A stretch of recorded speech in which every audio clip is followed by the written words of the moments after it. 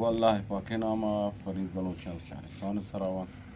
امید کنم که الله رب العزت تمام وجهانات صحت و سلامت بکن، هیچ گونه سختی و سوری مگنداته.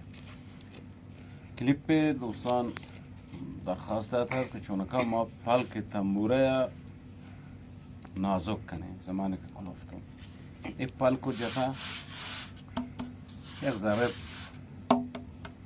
پلک کلفتو یک کمو که بیالد یک سنباته زورید بیالد یعنی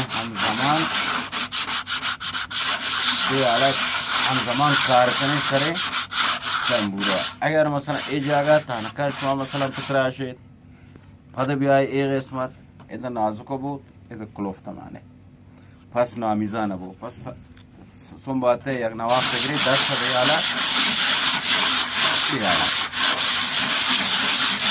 کار کنه یعنی کل پلکه همزمان لگاید. این قسمتانه دست نجنید، این قسمت دست نجنید، فقط وسط پلک بیالد دست بیالد بگیری پلکه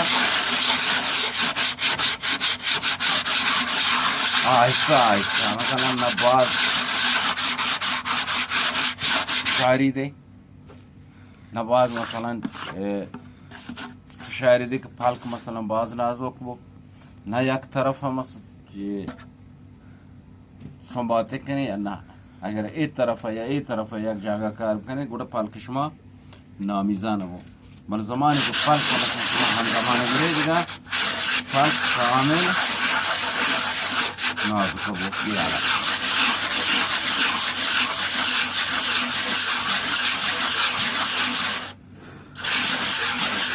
وجلیتی برادانی و دست یواش واش دور کنه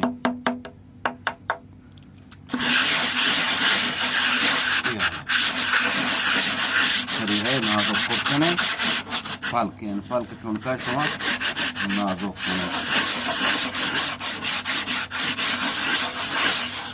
یعنی اصلی چون که اسم باره دست شما همزمان باید سر کل پلک یعنی بگرده.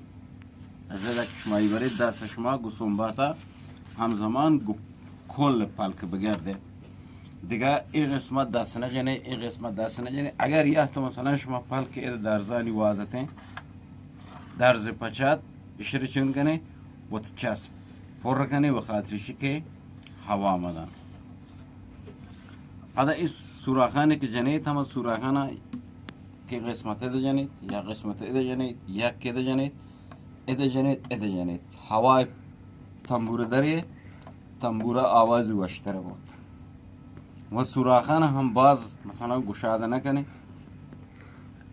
اندازه باز که گشاده ببین گوره این پلک تراکنه بلنگ سوراخان اندازه ببین یعنی اندازه یک سوچینی لیپی همه اندازه دیگه سوچین لیپی سری دا کنه تا همه ٹونگه نجنه نمونه الان ده یک جتا پاکانچی بجنه هوای پلک داره آواز تنبوره وشتره بود. امید کنم که یک کسانی کلیپ مورد پسند قرار بگیرد و دوستم تونن که وتی تنبوره پلک نازک بکنن.